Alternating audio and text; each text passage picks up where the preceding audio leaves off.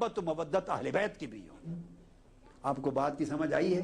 اور پانچویں شرط اس عقیدے کے صحیح ہونے کی یہ کہ اولیاء اور صالحین سے بھی محبت ہو۔ کیا؟ اولیاء اور، اب اس کو بھی ختم کر دی، نگلیکٹ کر دیا گیا۔ دو طبقے ہوئے، ایک تو وہ جنہوں نے اس کو نگلیکٹ کر دیا، اگنور کر دیا کہ اولیاء اور صالحین کی اہمیت بھی ختم کر دی، اور ایک طبقہ ہمارے اندر ہوا کہ وہ گھوم پھر کے پیسے بٹورنے والے خود اولیاء صالحین بن بیٹھے۔ ایک طبقہ وہ یہ ہوا کہ انہوں نے اولیاء صالحین کا انکار کر دیا کہ ان کی اہمیت ہی نہیں، ریلیونس اور سگنیفیکنس دین میں نہیں، اور ایک طبقہ وہ ہوا کہ منگتے پنے پھرتے ہیں لوگوں سے مال دنیا لینے کے لیے، اور کہا ہم اولیاء اور صالحین ہیں کیونکہ ہم گدی نشین ہیں۔ گدی کا کوئی تعلق ولایت کے ساتھ نہیں، اور ولایت کا کوئی تعلق گدی کے ساتھ نہیں۔ میں نے ایک بار پہلے کہا تھا پچھلے سال ماہ رمضان کے آخری عشرہ میں کہ اگر گدی نشین ولی اللہ بن جاتا ہے تو فضیل ابن عیاض کس کے گدی نشین تھے؟ حسن بصری کس کے گدی نشین تھے؟ ویسے قرنی کس کے گدی نشین تھے؟ میری بات سمجھ میں آ رہی ہے؟ یہ اپنوں کی اصلاح کر رہا ہوں، آپ لوگوں کی جو ایسے پریشان ہوتے ہیں اور جگہ جگہ ہاتھ دے کے لوگوں کا کاروبار کا مرکز بنتے ہیں۔ داؤد طائی کس کے گدی نشین تھے؟ ذوالنون مصری کس کے گدی نشین تھے؟ ابراہیم بن ادھم کس کے گدی نشین تھے؟ ارے ان میں کوئی مجوسی تھا توبہ کر کے مسلمان ہو گیا، گدی کاہے کی؟ میری بات سمجھیں؟ کوئی شرابی تھا، شراب خانے سے نکلا دودھ، اللہ کا نام کاغذ کی پرچی پہ دیکھا، اٹھا کے چوم کے عطر لگایا، رات کو حضور کی زیارت ہوئی، آواز آئی، اللہ کی طرف آواز آئی کہ بشر الحافی، تو نے میرے نام کی عزت کی، میں تیرے نام کو پورے جہان میں معزز کر دوں گا۔ شراب خانے سے نکلے ولی ہو گئے۔ فضیل ابن عیاض ڈاکے ڈالتے تھے، وہ کون سے گدی نشین، کہاں کے گدی تھی؟ آپ کو میری بات سمجھ میں آئی؟ حضور غوث العظم کس کے گدی نشین تھے؟ خواجہ معین الدین چشتی اجمیری کس کے گدی نشین؟ بھائی ان کی گدیاں تو بعد میں شروع ہوئی، یہ خود ان کی کوئی گدی نہ تھی۔ حضور داتا گنج بخش اجویری یہ کس کے گدی نشین تھے؟ کوئی ان کی گدی نہیں تھی۔ میری بات، یہ مسافر تھے، غزنی سے چلے لاہور آ گئے۔ تو ولایت ان گدیوں سے نہیں ہوتی، تو کچھ لوگوں نے اس کو بدنام کیا، اپنی ہوا سے دنیا کو پورا کرنے کے لیے چکر لگاتے ہیں۔ دنیا بھر میں موسم آتا ہے، ویزے پاس ہوتے ہیں تو ٹور کرتے ہیں، اور جاتے انہی ملکوں میں ہیں جہاں کرنسی یا ڈالر میں ہے یا پاؤنڈ میں ہے۔ ملائیشیا وغیرہ کمزور کرنسی ملکوں میں نہیں جاتے، یہ اولیاء اللہ ہے، یہ بھی کرامت ہے۔ یہ آج کے اولیاء ہے کہ کمزور کرنسی والے ملک میں نہیں جانا۔ کیا؟ صرف ان ملکوں میں جانا ہے جہاں کی کرنسی یا پاؤنڈ ہے یا ڈالر ہے، کیونکہ ثواب زیادہ ہے پاؤنڈ اور ڈالر کا۔ تو ایک طرف لوگوں کی لا علمی کا ناجائز فائدہ اٹھا کے ایکسپلوئٹ کیا جاتا ہے، دھوکہ دہی ہے۔ اولیاء اللہ بھلے خود کو کہتے تھے کہ ہم اولیاء اللہ ہیں، پھر ٹور کرنا اور گھروں گھروں میں جا کے مریدی پیر بیعت کرنا، مرید بنانا۔ کل اولیاء 1000 کا نام لے لیں تاریخ میں، 1000 اولیاء اللہ کسی ایک کی سیرت میں دکھا دیں کہ وہ سفر کر کے لوگوں کے گھروں میں جا کے بیعت کرتے ہیں، ایک کو دکھا دیں۔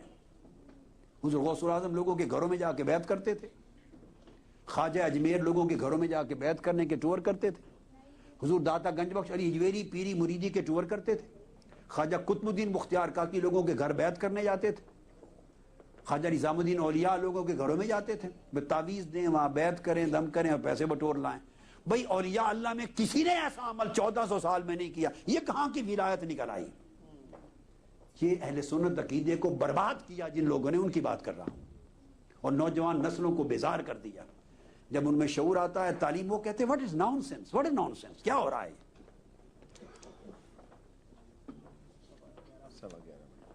کیا کس نے ان کو کہا ہے؟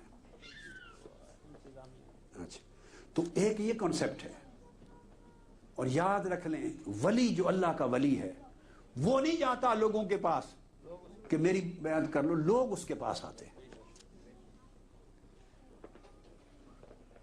مومن کی یہ پہچان، کافر کی یہ پہچان کہ آفاق میں گم ہے، اور مومن کی یہ پہچان کہ گم اس میں ہے آفاق۔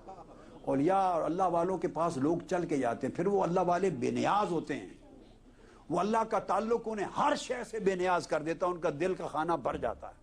ان کی آنکھ نہ کسی کی جیب پہ پڑتی ہے، امیر و غریب برابر ہو جاتا ہے ان کے لیے.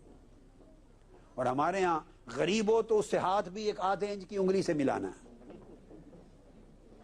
کیونکہ اس سے بہت پیسے نہیں ملنے. اور مالدار ہو تو بھلے اس کے ساتھ بڑا محبت عقیدت 100 دعائیں کرنی اس کے لیے. یہ سب کچھ کیا ہو رہا ہے؟ پوجا ہو رہی ہے پیسے کی.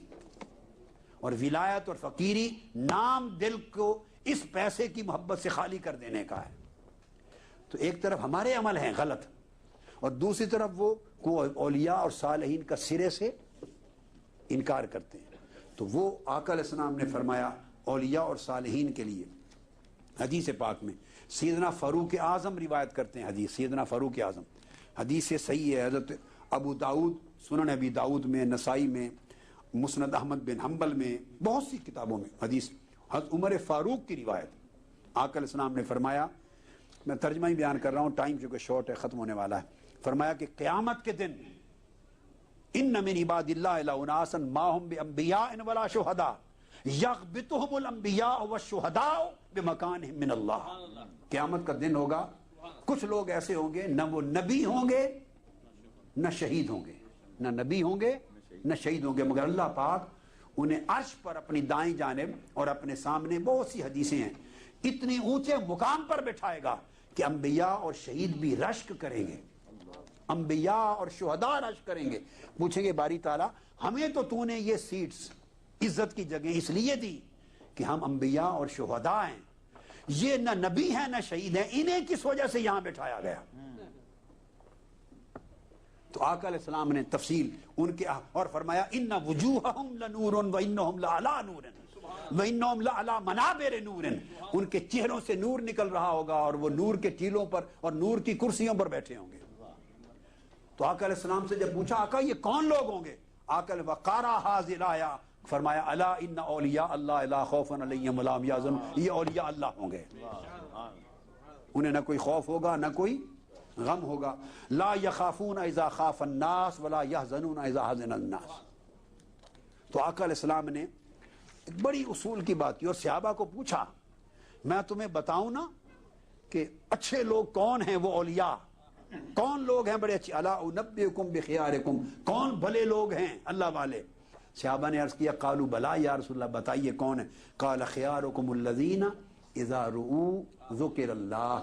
اللہ والے اچھے لوگ وہ ہیں کہ ان کے چہروں کو دیکھو تو خدا یاد آ جائے، انہیں دیکھو تو خدا یاد آ جائے. اور عمرو بن حمق روایت کرتے ہیں، امام احمد بن حنبل نے روایت کیا، فرمایا ان احبائی و اولیائی الذین یذکرون بذکری واذکر بذکرہم. میرے اولیاء کی پہچان یہ ہے کہ اگر میرا ذکر ہو تو ان کی یاد آ جائے، اور ان کا ذکر ہو تو میری یاد آ جائے. ان کا تذکرہ ہو تو میں یاد آ جاؤں، اور میرا تذکرہ ہو تو ان کی یاد آ جائے. ہمارا اتنا وہ کہتے ہیں وہ میرے اولیاء. اور حضرت عبداللہ ابن عباس روایت کرتے ہیں کہ آقا علیہ السلام سے میں پہچان دیتا ہوں آپ کو اولیاء اور صالحین کی. آقا علیہ السلام سے پوچھا گیا یا رسول اللہ، قیل یا رسول اللہ ای جلسائنا خیر، ہم کن کی صحبت میں بیٹھا کریں؟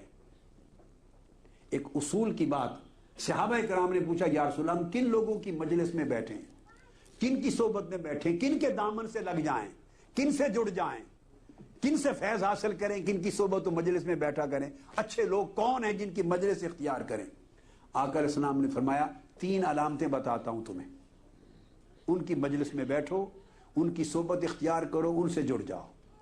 3 علامتیں کیا؟ قال من ذکرکم اللہ رؤیتہ، کہ انہیں دیکھو، ان کے چہرے کو دیکھو تو اللہ یاد آ جائے، ایک علامت. وزاد فی علمکم منطقہ، اس کی گفتگو اور کلام یا خطاب سنو تو تمہارے علم دین میں اضافہ ہو جائے، اس کا کلام سنو تو تمہیں دین اور حکمت میں اضافہ ہو جائے. وذکرکم بالآخرۃ عملہ، اور ان کے عمل کو دیکھو تو آخرت یاد آ جائے. جس میں 3 علامتیں دیکھو اس کی مجلس و صحبت اختیار کرو.